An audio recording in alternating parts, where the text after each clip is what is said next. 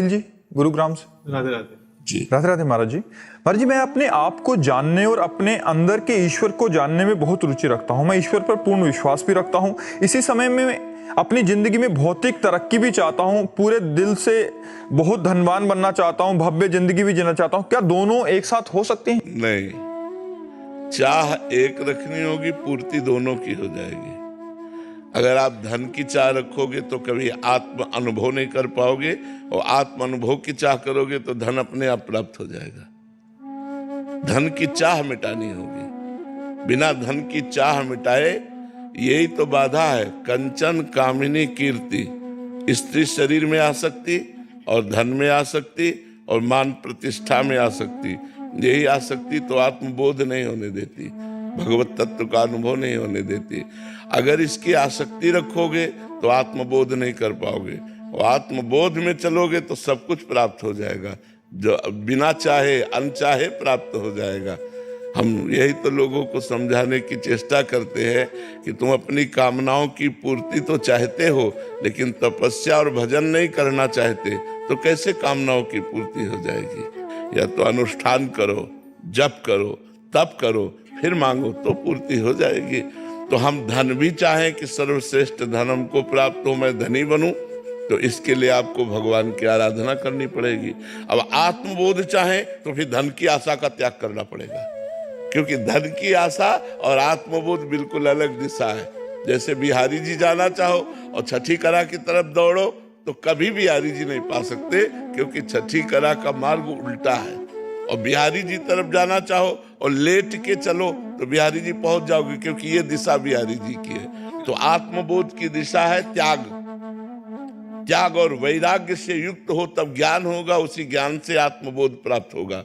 और धन का मार्ग है संसार का कर्म, जो बार बार अच्छे कर्मों का अनुष्ठान करते हुए धर्म पूर्वक चलता है तो वो एक दिन धन की प्राप्ति की सफलता प्राप्त कर लेता है।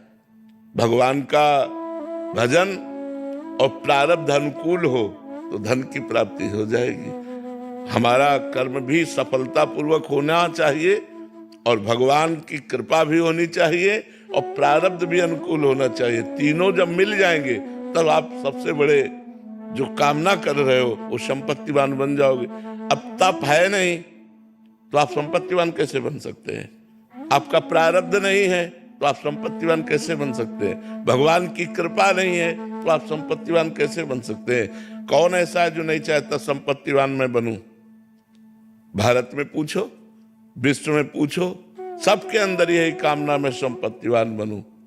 तो अपने कर्म को सफलतापूर्वक करना और प्रारब्ध अनुकूल होना और तपस्या के द्वारा भगवान की कृपा प्राप्त करना, जो चाहो प्राप्त कर लो। अब खाओगे मुर्गा मांस, पियोगे शराब, करोगे बेविचार और चाहोगे सर्वश्रेष्ठ धनी बनना, तो कोई भी नहीं। पूर्व प्रारब्ध से आज धनी हो, अगर आज होश में नहीं रहोगे तो कल सुअर कुत्ता तुम्हें बनना पड़ेगा।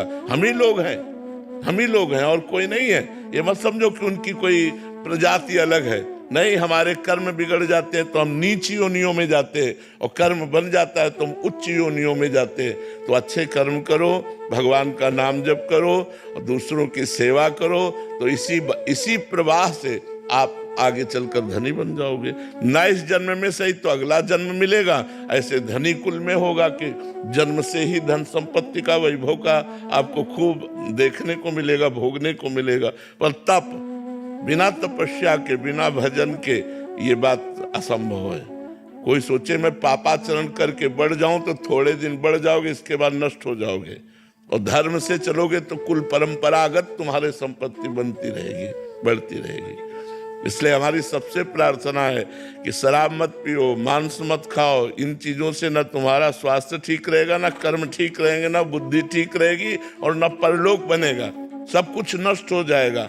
आप सोचो, हर जीव अपनी प्राण रक्षा चाहता है।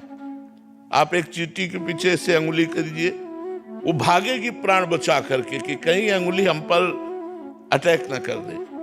और आप भैंस को, बकरे को, मुर्गे को, मान लो आप नहीं काटते लेकिन आप मांस लेते हैं तो आप हिस्सेदार हुए, आप उसके वध के हिस्सेदार हुए, आपको उसके वध करने का दंड मिलेगा। इसलिए हमारी प्रार्थना है कि 56 प्रकार के भोग भगवान ने मनुष्य के लिए बनाए हैं, 36 व्यंजन बनाए हैं। खूब अच्छे अच्छे पदार्थ खाओ, जैसा तुम्हें भगवान ने सहयोग दिया। जरूरी है गंदे आहार करो। शराब पीकर कौन सी मानसिक उन्नति या शारीरिक उन्नति या लौकिक उन्नति, तीनों में बताओ कौन सी उन्नति होती है? शराब पी करके ऐसे लौकिक निंदा के पात्र बनते हैं कि नालियों में पड़े रहते हैं। ऐसे मतलब क्या हालत उनकी होती है। हमने एक देखा, छोटी सी नाली थी, वो साइकिल पार कर रहा था, तो वो इतनी बार कोशिश की, ऐसा लग रहा था जैसे कोई नहर पार करने के लिए विचार से युक्त हो, और साइकिल डगमगा रही थी, और आखिरकार उसी नाली में मैं साइकिल सहित गिर गया। तब उसको पकड़ के उठाया और साइकिल बाहर की कि भैया, तो तब पता चला कि वो गंध से पता चला कि ये शराब पिए हुए है। तो ये लौकिक उन्नति। अच्छा, शरीर में भी आप डॉक्टरों से पूछ लो, ये मदिरा जा करके आपकी किडनी, लीवर, इस पर प्रभाव डालती है, मतलब इनको खूब प्रभावित करती है। अच्छा, पैसा जाता है, स्वास्थ्य नहीं बनता, और वही 100-200 रुपया के हरी सब्जी और सेव अंगूर घर लेकर के जाओ तो बढ़िया बच्चे और परिवार सब आनंदित हो। वो 1500 की शराब पी ली और ऐसे गिरते हो। तो इसलिए सबसे प्रार्थना है हमारी, एक बार बात मान लो, आपने पी लिया होगा तो अब कभी मत पीजिएगा। देख लिया उसका आनंद, अगर आपको नशे का आनंद लेना है तो नाम जप कीजिए, राधा राधा, देखिए कैसा नशा आता है जो कभी उतरेगा ही नहीं। हर समय एक खुमारी चढ़ी रहती है, एक आनंद चढ़ा रहता है, एक मस्ती बनी रहती भगवान के नाम में। पर वो थोड़ा पहले पाप नष्ट हो तब वो आनंद आएगा। इसीलिए जब कोई नाम शुरू करता है तो हृदय में जलन, मन की चंचलता, तो उसको अच्छा नहीं लगता।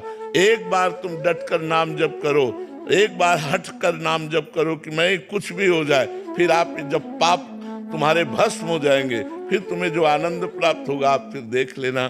तो अगर धन प्राप्त करना है तो नाम जप करो, भगवान से प्रार्थना करो, अच्छे सफलता पूर्वक कर्म करो, तब जाके धन की प्राप्ति होती है। महाराज जी, भगवत प्राप्ति साथ साथ करनी हो, गृहस्थ में तो महाराज जी कामना रहती है कि धन भी कमाएं और भगवान भी मिल जाए। नहीं, आपने जानने की बात कही, आत्मबोध के लिए जब तक इन समस्त आशाओं का त्याग नहीं होगा, कामनाओं का त्याग नहीं होगा, तब तक नहीं बनेगा। और गृहस्थ में भगवत प्राप्ति के लिए तो हमने इनको बताया कि कर्म को भगवत स्मरण करते हुए किया जाए, और वो धर्म पूर्वक कर्म हो और भगवान को समर्पित कर दिया जाए, पूरे जीवन यही किया जाए। तो भगवान कहते तेषां अहं समुद्धरता मृत्यु संसार सागरात्।